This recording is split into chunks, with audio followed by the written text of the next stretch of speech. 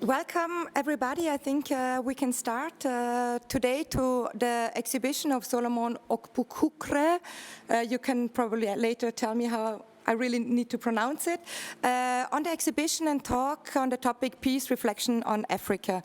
I'm very happy that we finally managed to have this exhibition and talk. We tried to do it last year already, but because Corona came and then we needed to postpone it for, I think, 3 or 4 times. So now this is the time that we actually do it, and I'm very happy that we have so many speakers who are going to share with us topics on peace from different angles, from a point of view from art, but also then from the policy level. With Victor, we have Victor OCHEN from Uganda, whom I will introduce afterwards, who is more working on the ground, and FRANZ, and I really look forward to an interesting discussion for the next, I would say, maybe 1 hour, 15 minutes maximum, because it's a very hot day, and I think it's also nice then afterwards to have a look at the exhibition and not only talk about it. When we talk about the power of art in peace building, I think it is very important to take note that peace is more than only absence of war. When you, Solomon, have been putting up the exhibition. We talked about many different things, what is important about art, how can art contribute, and also how peace is more than only when it comes to the arms level, but also it's also a personal peace, which is very important also to pass on, because you said you cannot pass on what you do not have yourself. So maybe I would like to start with you very shortly to tell us a little bit about your art. And first, you're a visual artist, but also a painter, you're a sculptor and a graphic designer. You're originally from Nigeria, but you live in Austria since more than 20 years. Why are you doing this work, and what and how is it related to peace? And maybe you can also then explain a little bit one of the pictures, maybe the one in front of you, because we're also live streaming the event on Facebook, and we're also on Zoom, and people can pose questions if they have, and of course also those who are here with us. So the floor is yours. Just tell us a little bit about your motivation. Why do you think art and peace is important, and also a little bit about how you approach these things. Thank you very much, ladies and gentlemen. I'd like to start by saying a huge thank you to you, Stephanie. I can clearly recall when we met for the first time, going way back before last year, before we started planning everything. And I want to thank you for all your effort, for the diverse times that we have to shift this exhibition. Mr. SWOBODA, and also I know you're very much the president of the team here, and all the team of IIP. Thank you very much, and of course, my gentleman here, Mr. FRANZ, and what do you call it? MIHRET, yeah? Okay, thank you all for taking the time to come today. I'm Solomon Okpurukhre, like you rightly said, from Nigeria. Been here for 22 years. Also Austrian citizen. Art has been part of me right from time, I told you the other time by my biography. Way back from Nigeria, it has been part of my family. My uncle is an artist, started in Great Britain, went back to Nigeria as a well-renowned artist, and my mom partly did artworks, but she did not take it as a profession. She became a midwife, and now the baton is passed on to me in this generation, in this time. So I've been an artist, active artist for over 30-something years now, all the way I started from Dakar, Senegal, as a profession, and I moved down to Austria. Since, like I said, immediately I came to Austria, I knew what I wanted, my profession is, and I started doing this for nearly 22 years, partly from Vienna. Then I moved down to Nida, Austria, where I stayed for a long time. There's something about my gallery, and in the city of close to Amsterdam, it's called Wide Open on the Eaves. There I was very active. Known as an artist a lot, but of course, in addition to all this, I've also traveled worldwide and been doing my artwork, also passing on this message. And back to your question, for me, this is a very, very vital thing as an artist, because for me, art is a means of communication. It's a key that opens up in diverse ways into different topics and people, culture, and tribes. As artists, we have a voice that, kind of build up bridges that connect, bridges that, attract the attention of people in diverse way. And most especially, as an artist, I always work with specific topics that will get me engaged for some time, like we did this one piece. So since we started talking right from the beginning, talking about peace, I've been working on this topic. I don't want to give myself too much credit, but I can say that through the process of creating a lot of new works, it has made me become more a peaceful man, because the topics are very, very, very necessary. Like you said rightly, peace in itself is one of the fundamental human rights. the main fundamental human right. We don't have to wait till violence has been conquered before we know that peace is necessary. It's a basic right that every human being born into this world and begin to experience peace automatically. But when that is missing, obviously there's something, somebody's taking too much, somebody's suppressing something, somebody's overpowering people, coming from a continent whereby we have too many countries with too many leaders with too many powers. You understand? So some things, when peace is missing, something is done in a way that disrupts the peace.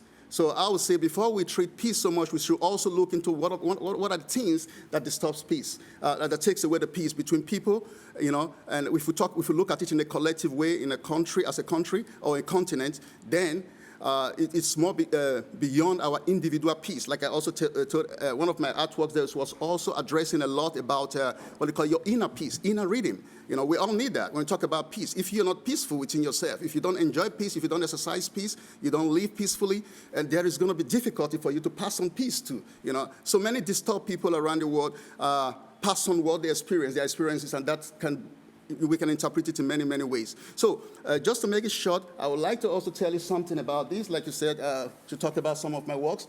My works are diverse. I use a lot of diverse materials, you know, just to help me the best way possible to express and to, you know, extract, to give people the inspiration behind my ideas. And this one, for instance, is all about the fading memories, I call it, the fading memories.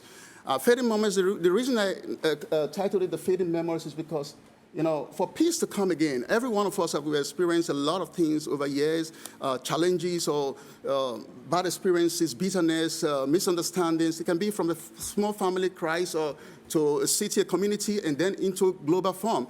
And but if people don't learn to begin to let go of some challenging memories, let's put it that way, for instance, difficult memories or bitter memories, like forgiveness and stuff like that. Because by the time you come closer to the work, you see a lot of elements and materials that are used here. There's some section down here, like a lot of nails, for instance. It's like a piercing moments, that things like injuries, for instance, you know. But meanwhile, since even though we're going through stuff like that, but still, we still have to learn to embrace the time and the possibility to let go, to let those memories fade away, because that's the only process, the only way that we can begin to embrace peace in forgiveness and between people, between countries, between continents, and then that is, I believe that's one of the ways for we to experience peace again, by letting go. So that's a little bit of explanation in that artwork called, I call it The Fading Memories. So I'd like to stop here for now. Thank you. Thank you very much, Solomon. I think you gave us a lot of food for thought as well. And I'm pretty sure that also Victor can reflect upon this a little bit. I would like to welcome very, very much Victor OCHEN. I know him personally. It's a pity that we cannot meet in person this time. Let's hope next time. But you're not an artist, but you work on the ground. You are the founder of the African Youth Initiative Network, but also you experienced war, like quite vividly. You have been living more than 20 years as a refugee in the camp in northern Uganda. You grew up amidst violence and conflict, in a conflict that displaced more than 3 million people, and also where more than 60,000 children have been abducted and forcefully also recruited as child soldiers. Still, I mean, you told me once, I remember that quite vividly, that you promised to your mom that you will never ever pick up a gun, and this is what you're doing until now. So my question would be, if you can just tell us a little bit about your work, what is important for you, why is peace important when you work on the ground, and just share with us a little bit on what you just heard and what you think, why it is important to work for peaceful conflict resolution, and also when it comes to the younger generation. Please, the floor is yours, Victor.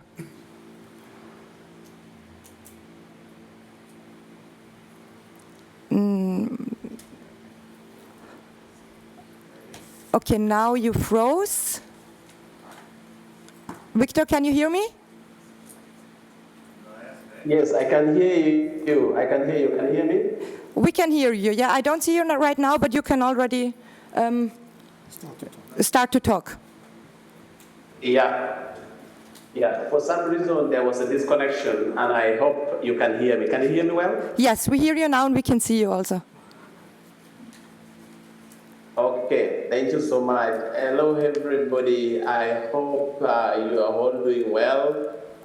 Even though it's been a very turbulent moment of time, it's still okay to check and ask if everybody's okay, your families are fine. It's been a long journey to where we are. We must be grateful for the survival that we have so far seen to date. It's a joint moment of gratitude as well to the efforts of the peace builders around the world.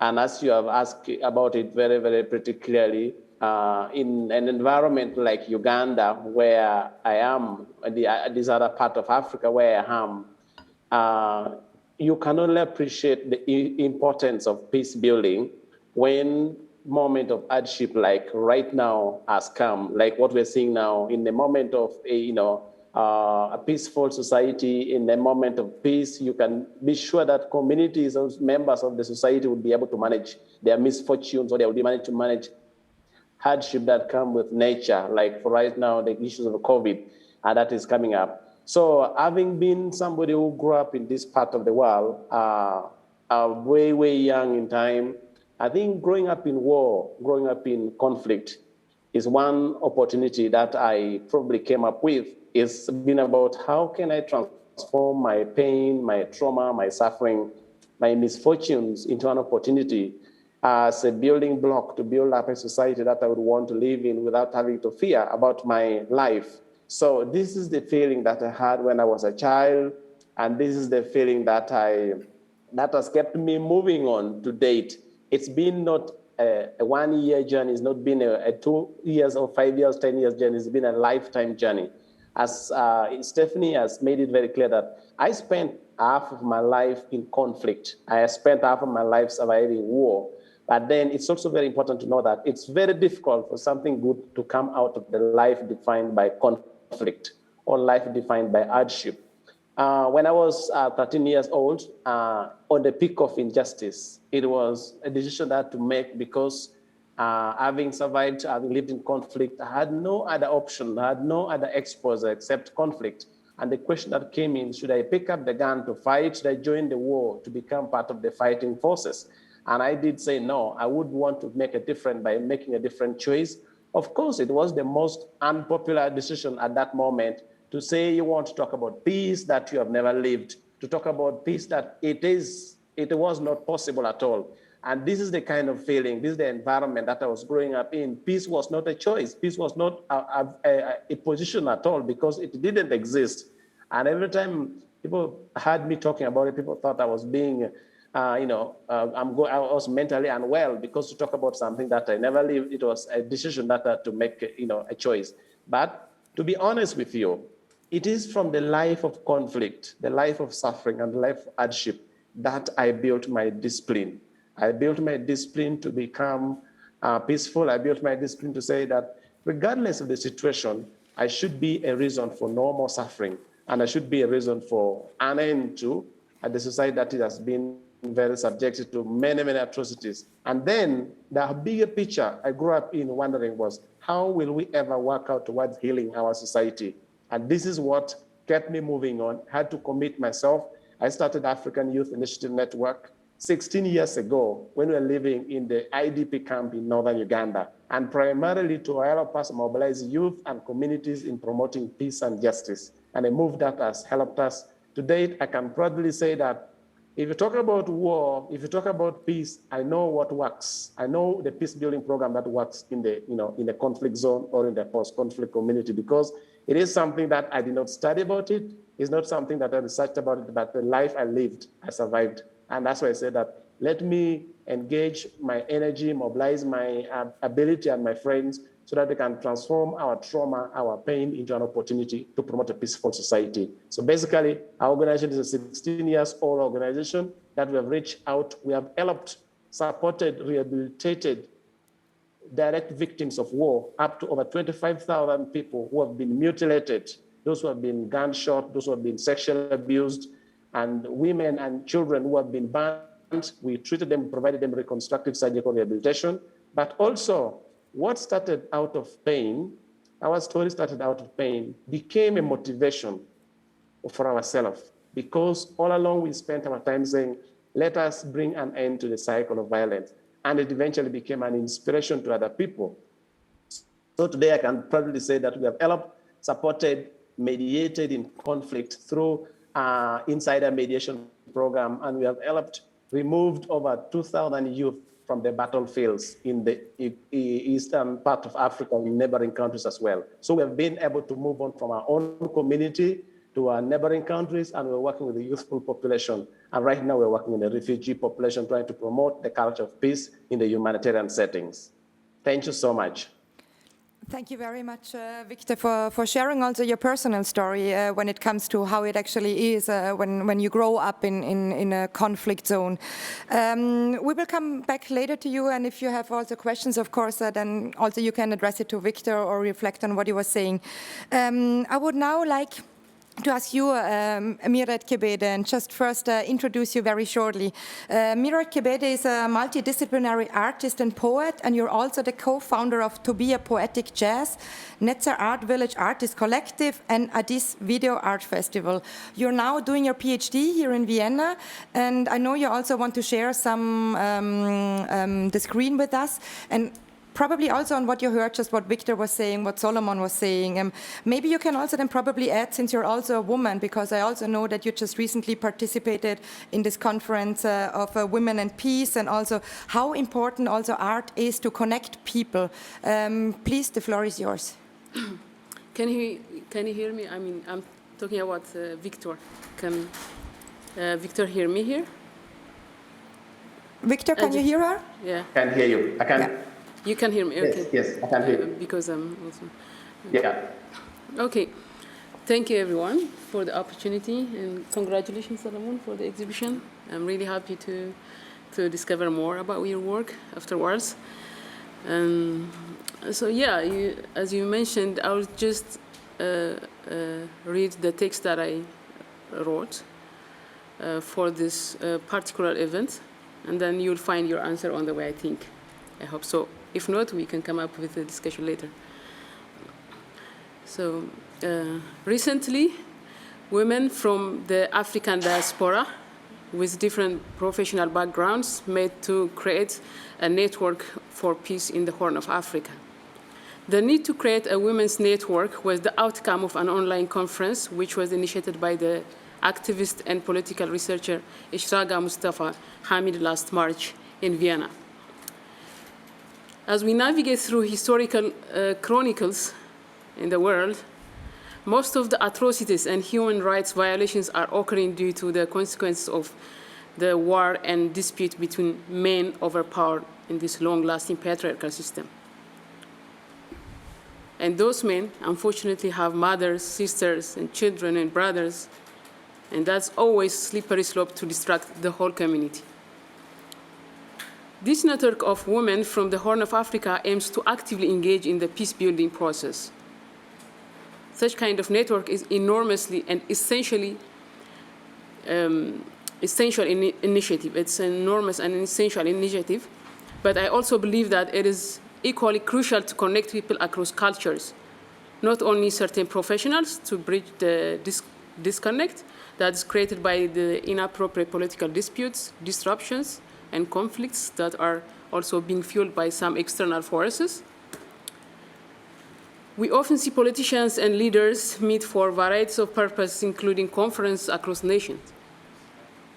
But this privilege is far from the people they lead, who had no chance to meet easily, to connect, to exchange views and cultural practices due to visa restrictions, economical constraints, and border conflicts. So coming to the arts, in Africa, without forgetting the contemporary art scene, most of our indigenous arts and cultural practices are intertwined with our everyday activities through rituals, performance, and strong healing practices. You can see how close it is to our soul. We just need to give it attention and reimagine with it. As much as I believe that the arts should stay independent, I also want us to integrate the arts to inspire ourselves and others. The arts have the strong emotional power to open up a discussion among societies than governors, and among countries than territories. As we usually say, governments change, so I personally prefer to stay with the people, and most of my collective practices are in favor of that direction. So art comes out of the community, and it's intertwined with our everyday practices. Thus, engaging the community through it is the greatest end, the closest human interaction that any political and hegemonic power live.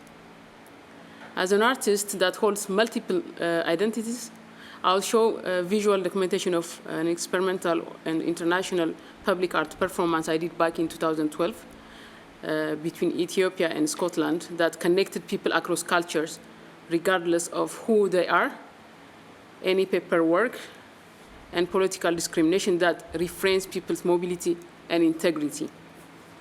So I'll start to share, so that you can follow up what I meant by connecting people through my work.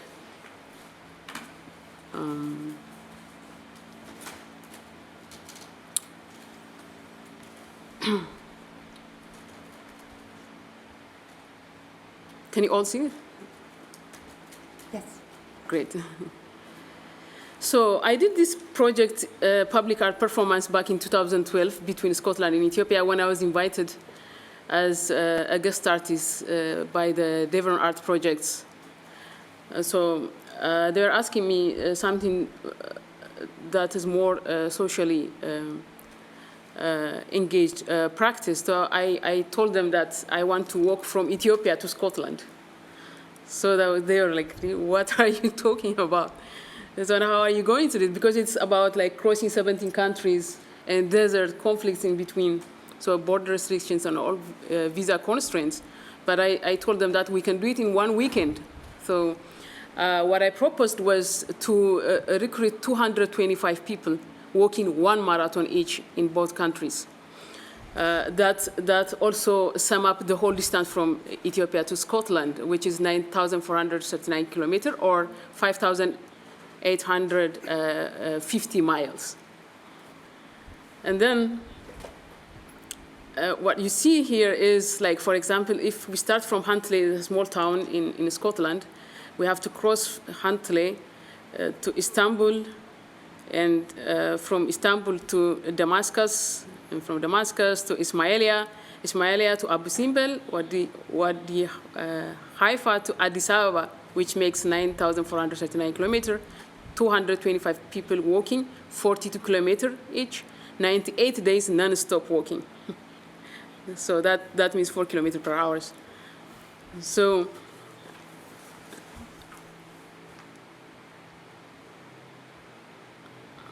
here, so the workers, before they,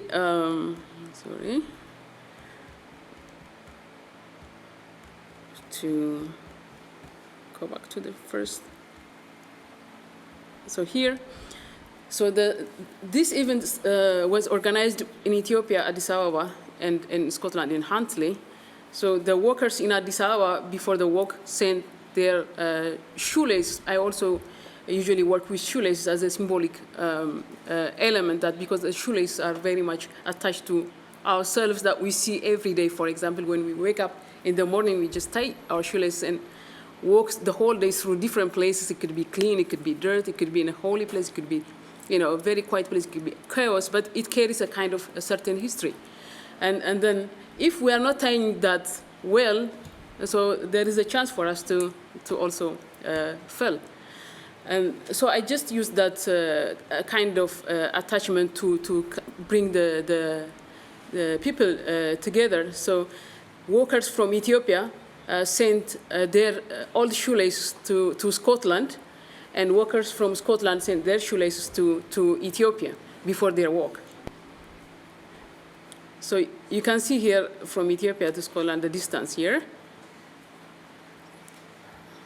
And then these are all the shoelaces collected from Ethiopia, sent to Scotland.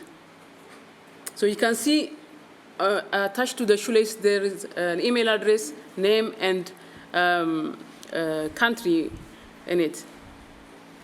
And here we have also the Scottish people writing their name and email address on it. And they exchanged the shoelaces. So during the event, they worked with each other's shoelaces. So here are the shoelaces that he's distributing the shoelaces. His name is Mifta. He was one of the organizers in Ethiopia. And this is how they started the walk. It It was the whole day walk. And here, you can see they're also leaving back some traces. Here, this part is in Ethiopia. This is Helen Daru, who was organizing the whole event with other friends. So here.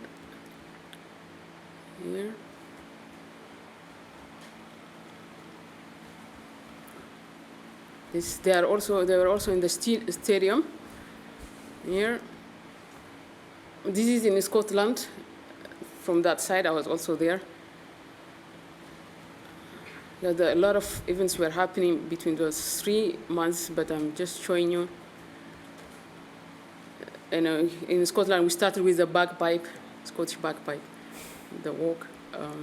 Here, you can see the shoelace tied to this is from Ethiopia, for example.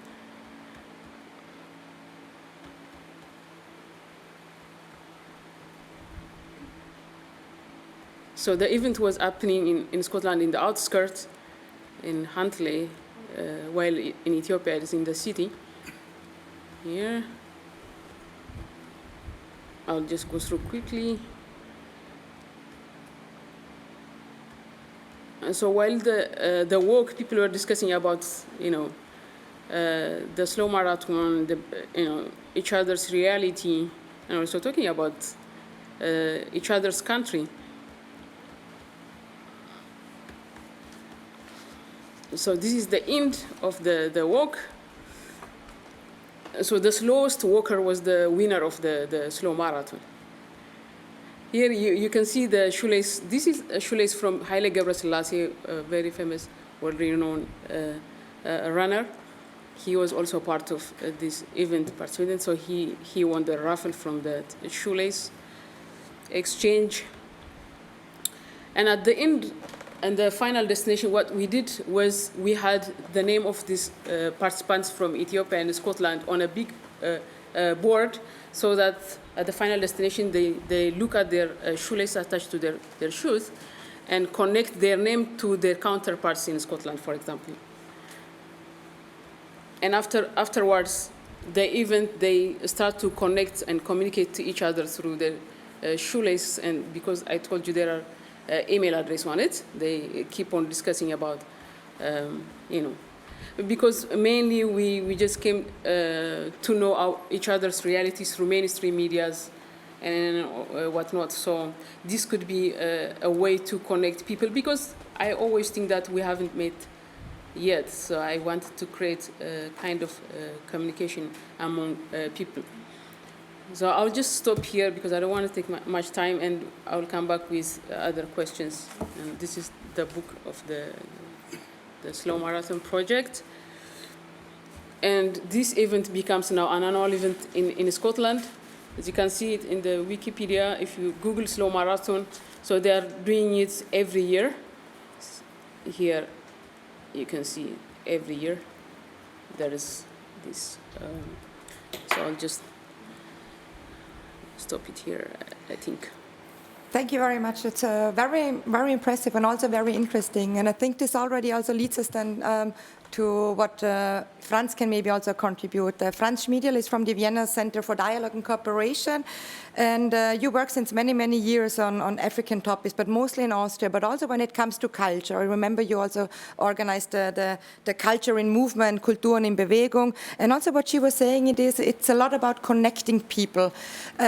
Still, nevertheless, I mean, when we talk in Austria about Africa, we often get kind of the idea that the narrative about Africa is it's not really a very bright one. We talk a lot about colonialism, we talk about corruption a lot, we talk a lot about natural resources, wars and conflict. So my question would be, like, how can a narrative which portrays Africa differently, also how diverse the people are, how prosperous it is, and also that it is actually also an equal partner, because it is our neighbor. We cannot forget that Africa is our closest neighbor. So my question would be, how important is the creation of a new narrative when it comes to Africa, and how does this also go in line with what she was saying, what MIHRET was saying about connecting people? How important is culture in this context? So what is your opinion on this issue? Okay, thank you. First of all, I would like to congratulate you for this inspiring exhibition. Congratulations to the artist for this great artworks, but also for you as organizer. Then I remember 25 years ago, it was nearby impossible to find spaces, special in museums or galleries, where artists who migrated to Austria could exhibit their products. That was the reason why we started an initiative called Kulturen in Bewegung, Moving Cultures, as a kind of exchange platform. And I remember one exhibition, the first exhibition we had in the Kunsthalle Grames, one journalist said, what do you want to do an exhibition about contemporary African art? Is there contemporary African art? We only had the perception of masks and all these things. So that was one way to change images. The objective was to open windows, small windows, to the diversity of cultures in different parts of the world, especially in the global south. And I think what was at the beginning, I'm coming from the development cooperation. There we have the donor and the receiver. It's an unequal relationship.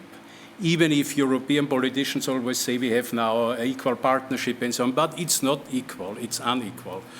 But when we worked in the field of culture and art, I realized very soon there is some equality. It was not, we said we don't cooperate with you because you are poor, but because you are excellent. And that was another approach and unusual in the development cooperation. And therefore, still today, the development cooperation has problem to support cultural activities in the global south. Because it's not directly about poverty, it's about great art, about constructive art. So that's some, maybe I just refer to Victor OCHEN because we started as an agency here for people who found a new home in Austria.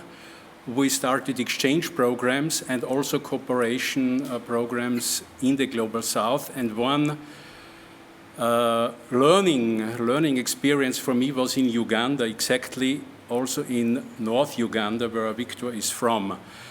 And it was and there I learned the importance of, in this case, performing arts, theater, dance, music. It was the conflict like what he described. The people have been traumatized, but there have been very few therapists. There have been 3 psychiatrists, I think maybe some few psychologists to deal with millions of people who have been traumatized. So what the art groups did, through the support, maybe Victor knows them, the Endere group, they formed the Uganda Development Theatre Association, and there have been around 50 to 100 groups in the north. And I had the chance at the end of the 90s, beginning of 2000, at the high point of this cruel war, how in the IDP camps this reached the people. They performed for 2,000–3,000 people. Sometimes I had the feeling the people get re-traumatized, but it was another way. They started a close interaction with the theater group, with the play. They discussed in the play heavy things like what to do with child soldiers who have done cruelties, committed crimes, how to reintegrate them into society. And through the theater work, it was possible to discuss, to interact with the audience. Also, the group itself integrated former child soldiers in their group. And one dancer, she said, all the time I'm on stage, I forgot everything what happened to me. I feel so good now, and I get energy back. So it was another way, maybe Victor went, but a lot of people through theater, in this case, theater, dance, and music, found their way back. And there I learned, I understood what's the power of culture in a post-conflict, or this time still a conflict situation. Thank you very much. That was very important, and I think it's also very unique when we think about our Western way of reconciliation. And actually, I wanted to go to Hannes, but I think maybe Victor, since he talked so much about Uganda, and you were raising your hand and you said you knew about it. Maybe you can hop in very shortly and also explain a little bit from your experience, like how do you think the reconciliation process with the trauma, which Franz was also addressing, like how did it work for you? How did you experience this? Oh yeah, thank you so much, and I appreciate the opportunity again. What I know, like my brother mentioned it very well, I think war destroys very key part of life. It's not even the institution of the United Nations or the government, but war destroys the most important structure, that is the family. Once the families are torn apart, that means societies are torn apart.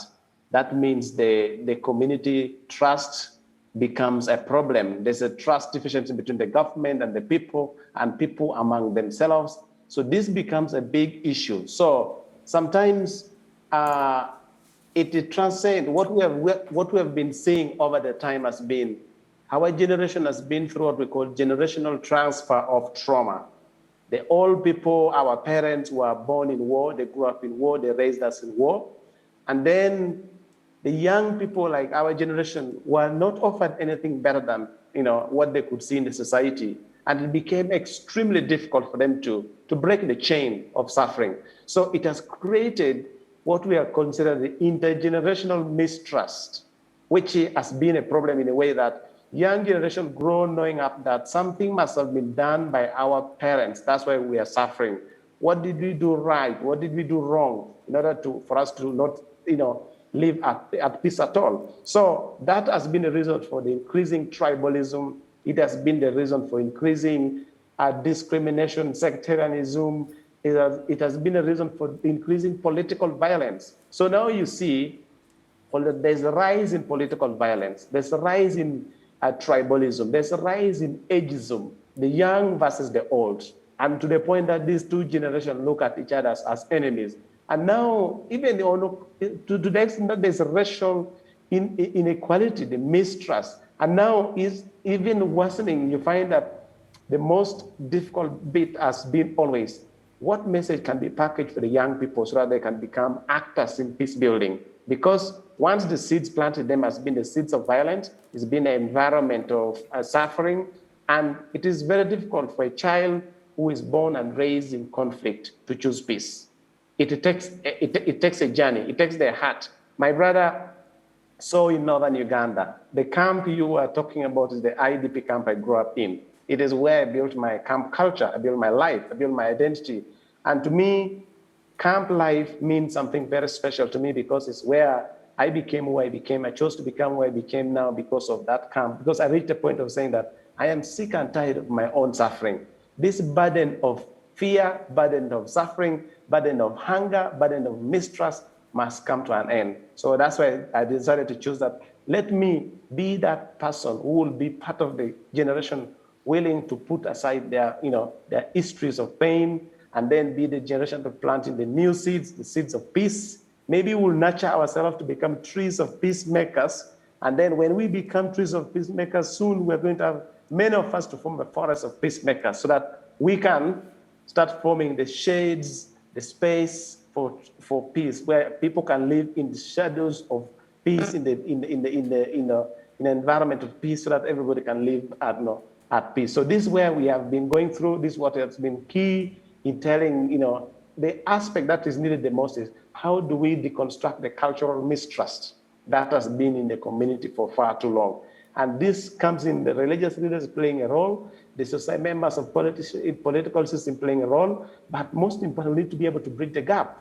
If we are not able to bridge the gap, then we are going to create opportunity for generational transfer of mistrust and generational transfer of trauma. This is where we have been trying, and I'm glad that my brother brought in the element of telling stories, not with intent to inflame anger, but tell stories in order to heal. Our big pitch has been, how can we work towards bringing and healing, heal the society, heal the relationship, heal the history, heal the, let politics thrive. We need political will, we need cultural will, and we need generational will. If we have these three wills, there is a chance that we are going to bring an end to the cycles of violence, and there's a chance that we're going to open a new chapter where society will thrive. That's what I can say briefly. Thank you so much, Victor, for sharing also how important these three worlds are, the political but also the cultural worlds, and also how important telling stories is. Now, last but not least, of course, let's go to Hannes SWOBODA. Hannes SWOBODA is president of the IIP, and he also used to be a politician for many, many years in the European Parliament. Of course, I will also ask you about the European Union, but first maybe you can also reflect on what you just heard here from the artists, but also from working on the ground, but also very important, I think, this idea of what FRANZ also brought into it, like how you can tackle issues differently, because there probably wasn't radio or television in northern Uganda, so you found different ways how to overcome what happened in the area. So my question is just to reflect on more on this, what you just have heard. Well, thank you very much. Congratulations, Solomon, and also to you for the project. And thank you, Stephanie, and the team to have organized it. There would be so much to say, but let me start with this question of connection. Connection between, for example, Addis Ababa and this small town in Scotland. Let's not forget one of the most important connection between Europe and Africa was colonialism. And colonialism, it was not the first encounter, but it was a very important and very negative one. And many of the conflicts which have been mentioned, for example, border conflicts, have been more or less initiated and supported by colonialism. Now, already in colonialism, there were always some African leaders, kings, whatever, who were helping colonialists to do their bad job, like in slave trade. So it is not a one-sided issue, but of course the initiative came from the outside. And this colonialism still has a very strong impact today, economically, but also culturally. If you think, for example, that only recently, since some years, we discuss how should we art which was robbed, stolen by European powers and then sold in the stock market or whatever, in the markets in London and in other countries, how can they come back?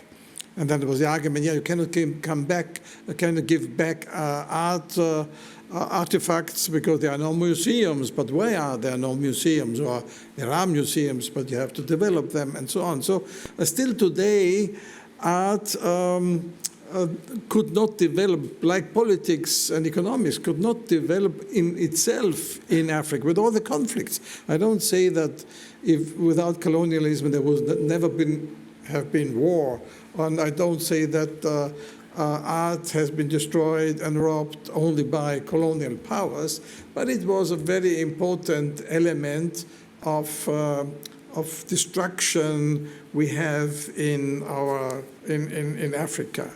So I think that is one of the elements one has still to mention. Now I think the second point I want to mention is, yes, this kind of authoritarian and force is giving to the young people, especially also by the elder generation. And in Africa, we have the situation, for example, that the median age of the population is 19.4 years. The median age of leaders is 64.5 years. So there is a growing gap between the median age of the African population and some of the old bureaucratic leaders who don't want to let loose. We have, unfortunately, still many leaders who are not giving in to a successor, but want to keep power. And then, of course, these are very often leaders who have come to the leadership by war with other countries. Alone, if you look what's happened in Uganda, in Rwanda, in Burundi, and in Congo, and in these areas, so many conflicts were the birth day, so to say, or the start of some of the leaders. So I think this is one of the elements. In a few years' time, there will be 50% of the young people of the world will be in Africa. This shows also the enormous job, of course, leaders like Victor have, who is trying to organize these young people, but will be the important job, of course, to give these young people jobs, because without jobs, it will not be able to satisfy their basic needs. And therefore, what Franz said, we need a more real cooperation of equals, which would also help Europe. If we think how in Europe we lack of young people for many of our, let's say, economic developments. And on the other hand, you have in Africa a group of young people who are far beyond what we developed. For example, in online banking, we noticed it when we were visiting, for example, in Kenya, but also in Uganda, how this kind of new creativity we have. We very often in Europe, we think we are the masters of creativity, of culture, but this is totally wrong. And that, of course, means also culture as we have it here in the exhibition.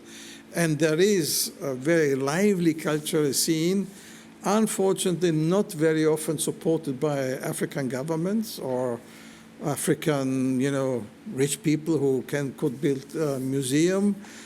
And the returning of some of the artifacts in Benin, of course, the Benin bronze is a very prominent one, but we have many others. And to build museums and maybe also to exchange here between Africa and Europe and the United States, but especially Africa and Europe, could be very important. And I come to the last point, because we have somebody who, Solomon, who came from Nigeria, migrated to Austria, and is enriching also Austrian cultural life by his exhibition. And of course, on the other hand, is showing some links and enrichment of relationship between Austria, Europe in general, and Africa, or specifically between Austria and Nigeria. Unfortunately, many of our governments don't take that too seriously and make use of the diaspora. Franz said, and also was mentioned, that this group of diaspora women, for example, who now tries to organize themselves. Why do we not use more of the people who migrated from Africa? Migration is always seen very much as negative. Danger, everybody in Africa will come to Europe. Not everybody is coming, but there are people coming. Many of them have been pushed out of their country because of conflict and war. But some also came because they wanted to contribute to the also cultural life, economic life in our countries. So I think this project about Ethiopia and Scotland is only symbolic what could develop between the two neighboring continents. No other region in the world has this specific situation of relatively rich Europe economically and relatively poor, but on the other hand, very dynamic African continent. If you look to the economic growth, if you look to the young people you find there.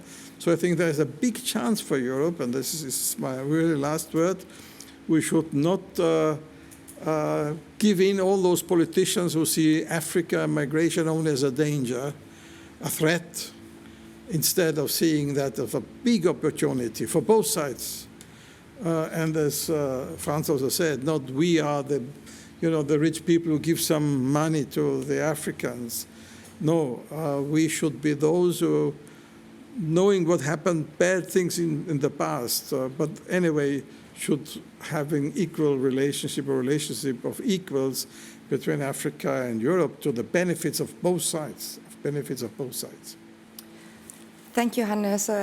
I would still like to give the floor once again to you, Solomon, because I have so many things now being tackled. And I mean, you heard it from Victor. He was speaking about the problems with leadership, but also tribalism. And then Hannes also talked about this problem with what we perceive, what so many European countries are pushing for is actually stopping migration and not really seeing it also as an opportunity and also to be enriching. And I know also in some of your artworks you showed me around 2 days ago when you talk about walls and how important walls are, but walls are also there to break. So just before we go into the question round because we still have some more minutes left. Okay. You can just add to what the others have been saying. Great. So nice. I appreciate all what you guys have said so far. Interesting. I'll just start from SWOBODA, what I can remember so vividly from what you said, touched about a lot of significant points, likewise the others. You know, it's a shame. It's a shame, I would say, that we are from a continent whereby, you know, talking about the age gap, you know, having leadership in a continent. If you look around the countries in the continent of Africa, you see so many old people as leaders, as presidents, and never want to let go of power. My country, for instance, is one of the most significant ones. One of our Nigerian comedians once made that joke, and it was so, yeah, funny, but at the same time so truthful. He said, Nigeria is one country, it's the only country that you see presidents that are older than the country. And we've been having that for ages. You know, we have intellectuals, we have potential people, young generations who are good in many ways and modern-day technology, and they're not given those chances, you know. And then, you see, what Victor said also, talking about this conflict of war, I kept said something from the beginning and starting on, that when peace is missing, there's always a reason behind it, because remember that peace is supposed to be our basic fundamental human right. But when it's missing in any country, in any continent, there is somebody suppressing it. There are a group of people who are playing on people, dominating. In Nigeria, for instance, 20th October 2020, a large group of young men, students and different young people from different walks of life, they went out in Lagos in a very significant bridge called the Lekki Bridge, and they went there to demonstrate against SARS. SARS happens to be one section of the Nigerian police force who were dominating people and using their power to, you know, they become like criminals. They're suppressing, even killing people. So people were demonstrating, mostly young people were demonstrating against the end of SARS. But what happened? Thanks to God, there was a CCTV coverage, because they destroyed the military people. They stopped the cameras and they attacked these young people just to make it short. At about 6 p.m. and they start opening fires. I mean, it's like massacre. You know, this happened. You know, but the thing that pains me the most is that this was it becomes like the human rights organization, and they took over this thing. CNN covered it, but the thing every now and then, for a short period of time, it's like a very vibrant issue going on. People talk about it, and before you know it, it goes out of the air. You know, nobody follows up so much because these powers are still suppressing. I remember I told you when I was giving some little talk from my work that I talked about Ken Saro-Wiwa, for instance. He happens to be from my own state, back in Nigeria. That man is a human rights activist who fought for the right of people, the suppression, and the big companies like Shell and all those companies that comes in, you see pollution, people that don't benefit from, from the natural resources and stuff like that. But at the end of the day, Ken Saro-Wiwa was killed.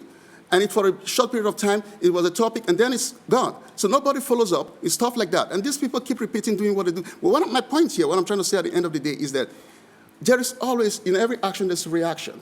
In every action, there is a reaction. I watched one movie some time ago, some years back, from Bruce Willis. It's about Nigerian Civil War, the Biafra War.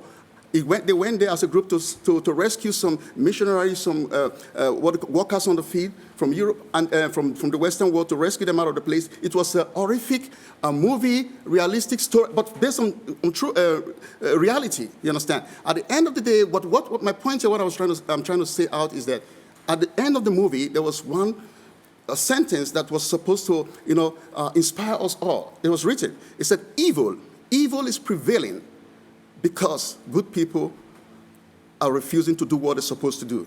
It becomes like a challenge for us all. Because evil is like they're succeeding, because many of us will have the opportunity to voice out, to do one thing, like something or the other. Because I know we can all not do something in our own individual power, but there's little things we can, for instance, like petition that's signed against some government who are so abusing powers, and then you see sometimes people are reluctant to even sign some petition. I mean, it's just an easy thing. One step, when collectively, when those actions are taken together, it can go a long way. You understand? And then another thing again is that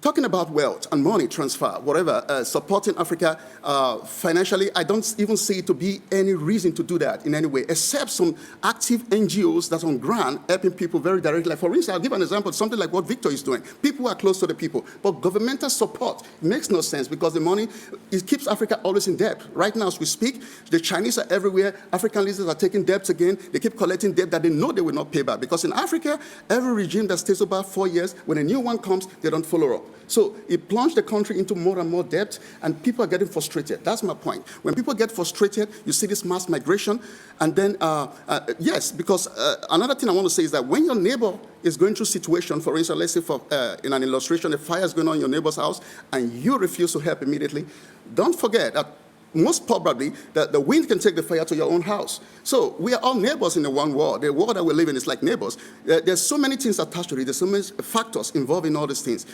The best way to help is to help from distance so that I don't come close to you. So this consequence I'm talking about from mass migration is a consequence of things that are happening. One of my artwork, the blue one, how they're way back behind, is called, that painting I dedicated it way behind, yeah. That one I dedicated to those who died in a recent sad experience. In mass migration, people are just swimming across the Mediterranean. I couldn't imagine stuff like that. You know, it tells us something, a story. I mean, the world that we live in is such a shame in both sides, in every part of the world. Because what I would say to Europe, what I would say in any way they can assist continents who are struggling with all these kind of issues, is to discourage leaders. I mean, be loud about it. We don't have, there's no room for state of denial. We should come out plain and plain. For instance, a good example is that how can you allow all those dubious leaders in many parts of Africa as a continent keep embezzling money over years? This is happening. A lot of millions. So you don't. Africa is not a poor continent. It's one of the continents with the most world natural mineral resources in every way, and that's why the Chinese are there right now. I'm not saying they're doing everything bad, but at the same time, the continent is like being plunged into debt and debt again because leaders are just greedy to just get.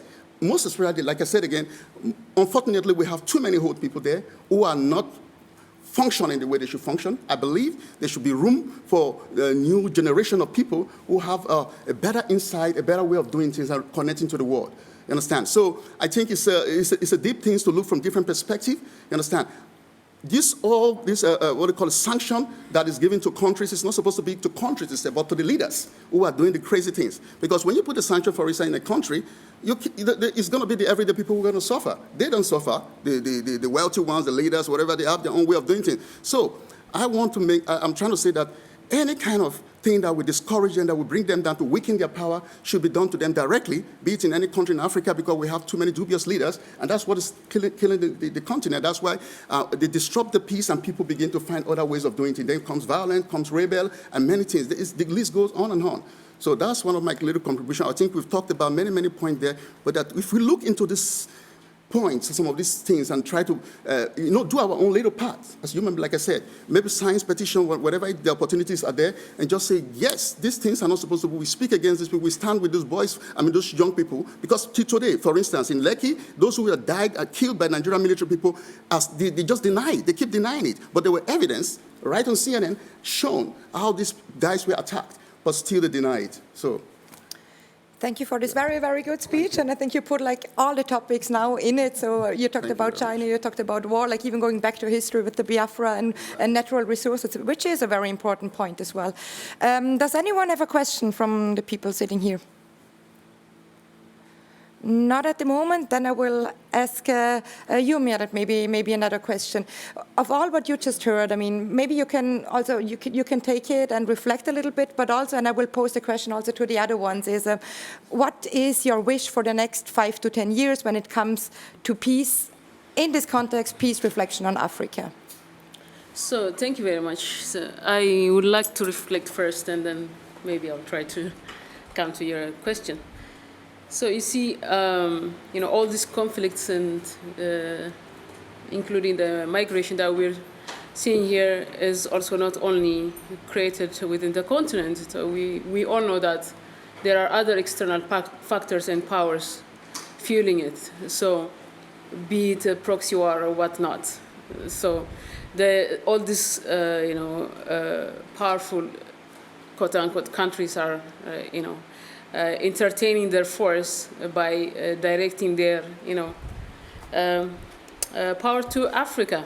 So, what we are looking at now and what we are experiencing is, taking me back to the 1884 Berlin Conference, Scramble for Africa. So this is another phase that all those countries are competing to each other. We can see Europe and how China is trying to penetrate Africa and Europe and all this, external powers. So without forgetting that. And also, I want to talk about also knowledge production. It's nice that you raised about how colonialism was, affecting what is happening still. But when we also have to be careful when we talk about, certain things. You just raised about restitution. And here at the Welt Museum, for example, the World Museum is very much proud of the collections they have, mainly the Benin and Ethiopian collection. And then when they display it there, the framework or the title that they put there was Under the Shadow of Colonialism. Are you following up? So, okay, Under the Shadow of Colonialism. So, but actually, in reality, Ethiopia has never been colonized. I'm not like detaching Ethiopia from the rest of Africa, but there are realities and facts there, but they just put the frame there, and they never want to talk about how Ethiopians defeated the Italian when they came in the 1896. So the knowledge that you're trying to produce here and also in your museum, I have been also researching not only in the physical museum, also the online resources. So there are some misinterpretation and representation of how the artifacts and art objects came to Austria. As we know, the Franz Joseph got a gift from the Emperor Menelik and the Ieyasu, and as a response, the gift from Austria was something totally unequal, which is like a rifle that's not good enough even to fight, that you cannot use in conflict areas. So we can also, talk about those kind of things. When I do my snow marathon project in Scotland, I was also doing a kind of interaction at the farmers market, and there was this woman selling jewelry on the market. She told me that why are you going back to Ethiopia? She asked me, are you going back to Ethiopia? Yes, I'm going back to Ethiopia. Why are you going back? There is always war and conflict there. Why are you going back? So, all the knowledge that she has about, Africa or Ethiopia is like, what she gets from all these medias or whatever sources that she accumulates. And then again, when I was getting interviewed in Aberdeen by the BBC, it was a live transmission. They asked me that, wow, Africa and Ethiopia was always known for conflicts and war and famine. And now it's trying to be, showing some artworks. And then I just immediately say that, famine has been everywhere. That you just had the Great Famine started from the Ireland in the 60s, and that goes to the whole UK. And also there was famine in Japan and China.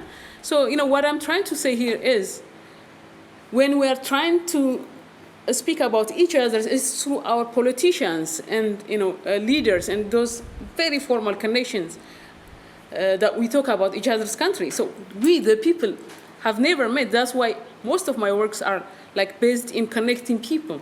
So I don't want us to have those harsh relationships, but art is a very important also tool that brings us together, maybe to discuss and to take it to the next level. Like Solomon said, Africa is never poor.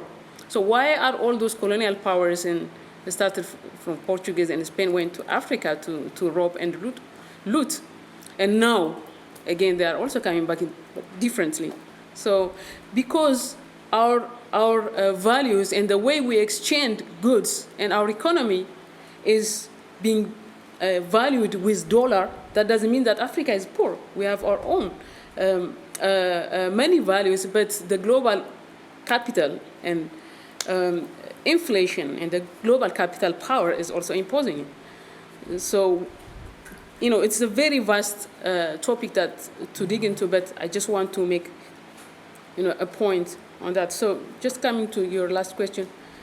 So, how I see and hope to have is I'm still you know, I hope the leaders, not only in Africa and also all those powerful countries, start to listen to also the people, if there is time to listen to them, and also try to, you know, bridge those gaps that we're having. So I really want to make this public art performance also within the continent. You know, I've been trying it with Nigerian artist Emeka Okoreke, but because of the funding and money constraint, we couldn't manage to do it. And also I was trying to do it in Kenya and Uganda. So I'm also very much keen to maybe to create those kind of links between those countries, you know, so maybe to create some connections. And I hope, I'm always hoping that there will be some progress for the next. So, yeah. Thank you very much. I think it's very interesting, and also to focus again about how important it is to connect people, because it also breaks down barriers. It breaks down barriers, you get to know each other, and it's also enriching, and it reduces fear as well of the other, which is unknown probably. Victor, what would be your wish? Thank you very much, and I want to appreciate my sister and my brothers who gave their opinions. My wish for Africa is to have a panoramic view of a continent that is healed, that is reconciled. I want an Africa, I just don't want an Africa that is gun-free. I want an Africa which is safe, and where Africans will be safe in their own home. This is my wish for the continent. This is my wish for the future. And in a way, we have moved on to say, we have embraced values from our leaders, great leaders like Archbishop Desmond Tutu, Nelson Mandela, who talked about Ubuntu, that I am because you are, we are because of one another. But now in our generation, we need to even give Ubuntu another flavor, a flavor in a way which comes with a lot of commitment, that the new Ubuntu of our generation should be, without you, I can't. It means I need you in order to succeed in anything. Without you, I can't do on my own, I need you. This is the Ubuntu of our generation we should promote as we embody, you know, because we know peace is liberating. Peace is, you know, healing. Truth is what we want. If we can lead with truth and sincere accountability, we are going to address the socioeconomic and political anxiety that forces our young people to want to leave continent, want to move away, or want to know that for me to be well, I have to be in power. So this is the kind of the fair mindset that we need to. And as I also conclude is, in my own opinion, there is goodness. There's greater goodness out there. All we need is more awareness. There's a lot of people there in Europe who mean well for Africa. There's a lot of people around the world who mean well for the continent.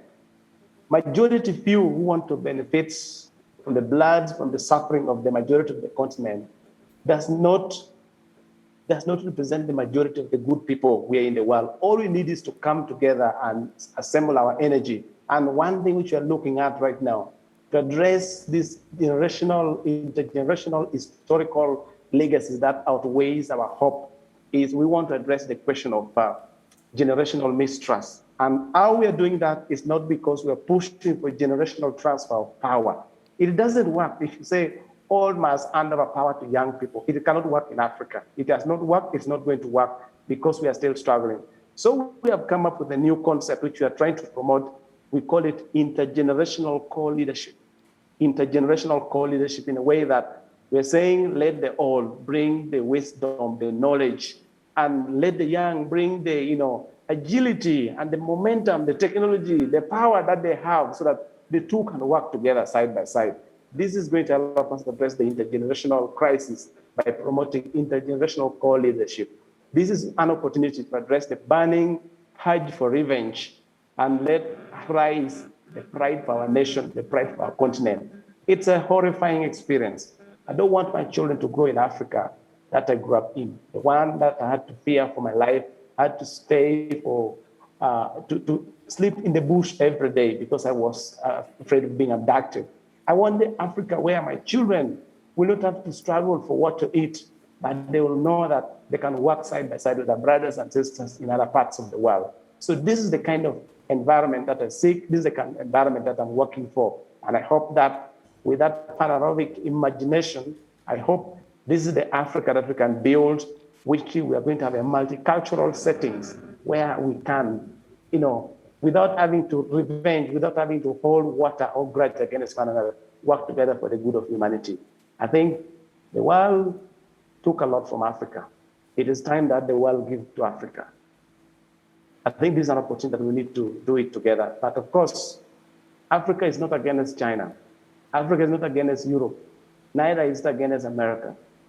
So the war between America, Europe, and China, if they're war, I think Africa is looking for a meaningful, sincere, true partner who is willing to come and work to make sure that they transform the opportunities in the continent for the benefits of the citizens in the continent.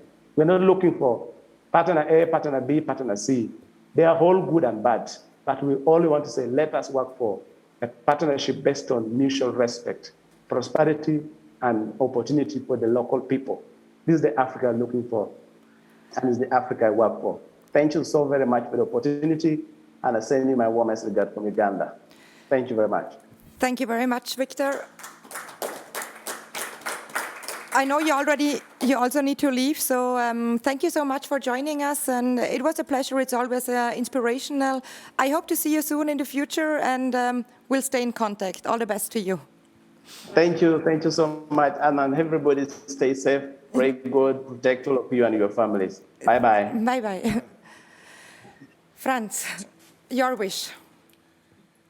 My wish is addressed, I would say, to European decision makers, but maybe also, if I'm allowed, to African elites.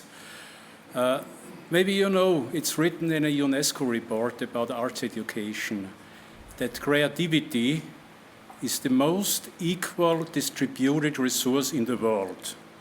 You will find it everywhere. In war-torn North Uganda, in the north of Nigeria, in the Palestine-occupied areas. But the problem is to make use of it, to develop it. The access is very unequal. According to statistics, 80% of your personal career is decided the place of the birth. So if you are born there, you are a creative, talented artist. What can you do? And I think European decision makers should start, and also African decision makers, to start to explore this kind of resource, to make use of it, to finance cultural infrastructure, to improve arts education in schools. I mean, the teachers, a lot of them do it, but they have no education in this. They have no materials. So there must be more investment. There must be more in exchange programs that artists from Ethiopia can go together to make a project in Nigeria. So I don't understand. We know that culture has an important role in conflicts, but we have millions or billions of money is invested in military operations. We have alone in the Western Sahel, Barkhane, G5 Sahel, EU Cup, Niger, the EU training mission where Austria has the command next year in Mali. So there's billions invested in border protection. So why we cannot channel a little bit of this money in the cultural sector? So that would be one, or maybe the main wish. Maybe another idea is also African communities have a lot of traditional conflict resolution mechanisms. The young people have forgotten it. We Europeans have no idea. La cousinage, plaisanterie in West Africa is in Mali, Burkina, Senegal. It's not working with these imported jihadists and so on, but with local intercommunal conflicts and ethno-nationalists, it could work. Why we are not investing in this research and giving this kind of ideas more chance. So there are many other wishes, but that's for the moment. But those two have already been quite good, I would say. So, Hannes, your wish. Well, I think principally we should have a serious and sincere look at Africa and having a more sincere relationship. Very often the relationship is between leaders in Europe and leaders in Africa, and some of the leaders you mentioned not really leading or leading the country into a disaster.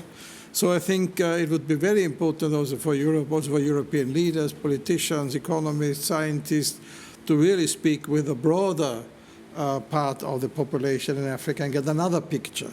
Of course, it's always difficult because if a European would say what you said, then you would say, you're again a colonialist, you describe Africa only as bad and as corrupt.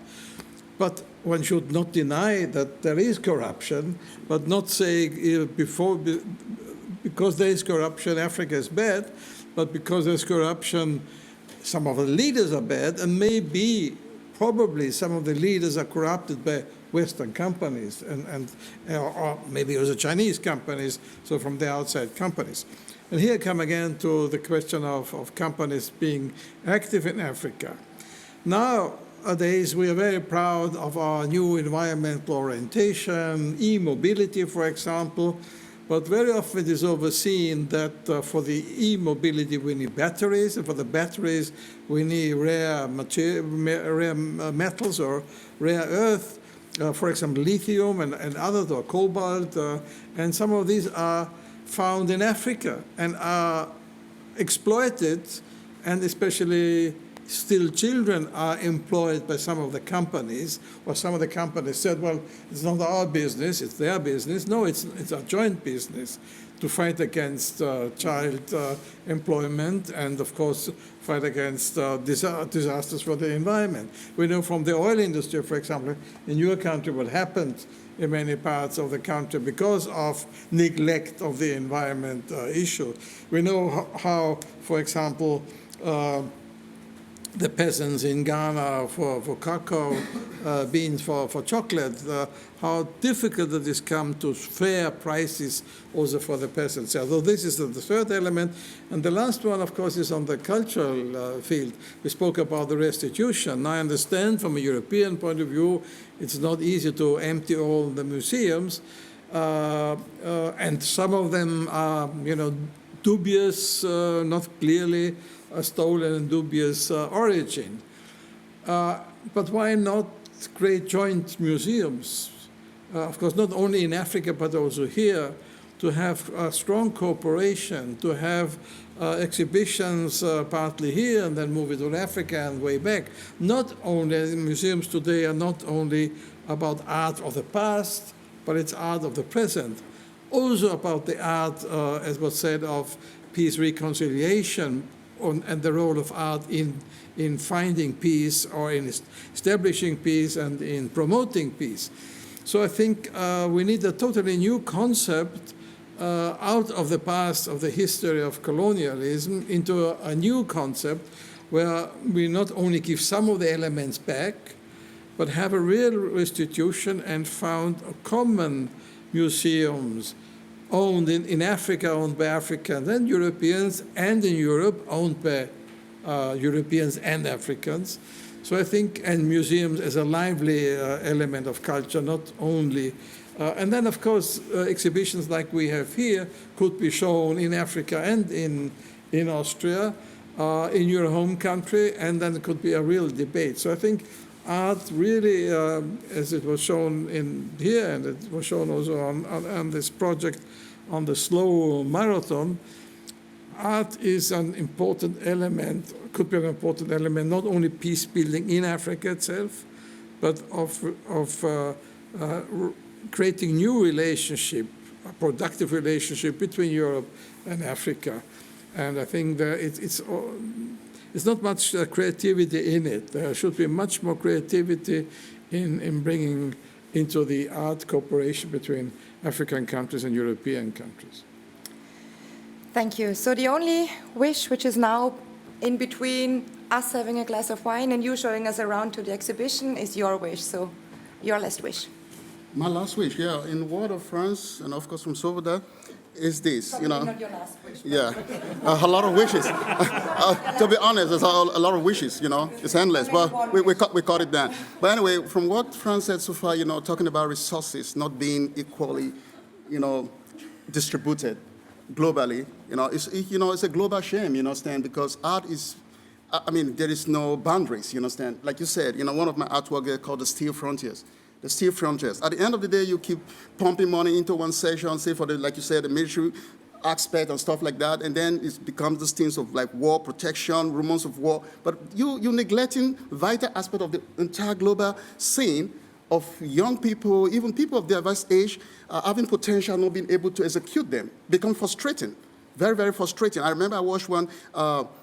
In the American Got Talent, there was this young group of boys and girls from a very impoverished area from South Africa, and they started singing, and music at the end of the day, performance becomes their deliverer from out of poverty. They went to the US for the first time. That was 2019, that the last Got Talent. But they did well. They became the first, become globally recognized out of their talent and stuff like that. You see all what art can do. Just to build up people again, to give them hope again, to be inspired again. You understand? I want to say this as a last word, you understand? Like, we should not forget. At the end of the day, I haven't said all that we've said and done. There's a word that comes from a music that I heard many years back. It goes like this, it said, there will be no peace. There will be no peace until people begin to get equal right and justice. There will be no peace. There's a kind of certain level of peace that you can have for yourself in your community, but global form. You see, most of these things we're talking about when people are mass migrating and taking drastic decision is because people are frustrated. People are, many reasons like we've talked about today leads people into taking drastic decision, and that disturbs the peace. So equal right and justice will be the end of the day, like what you said again, FRANZ. If some fund will be rightfully distributed in the rightful places where the needs are, then we'll have a better world. There will be peace. People will use their talent for a better world. So that's one of my wishes, that these things happen. Thank you. Thank you so much, Solomon. Thank you. Thanks to you, MIHRET, FRANZ, and Hannes. It was a pleasure also for me. It was inspiring, and now I would say we can walk around a little bit. You can show people the exhibition. You can explain a little bit more. Okay. You can have a glass of wine, but also because you already saw the exhibition, or some water. And thank you so much. You're also invited for a glass of wine, and hope to see you later. Thank you. Thank you. Enjoy your evening. Thank you.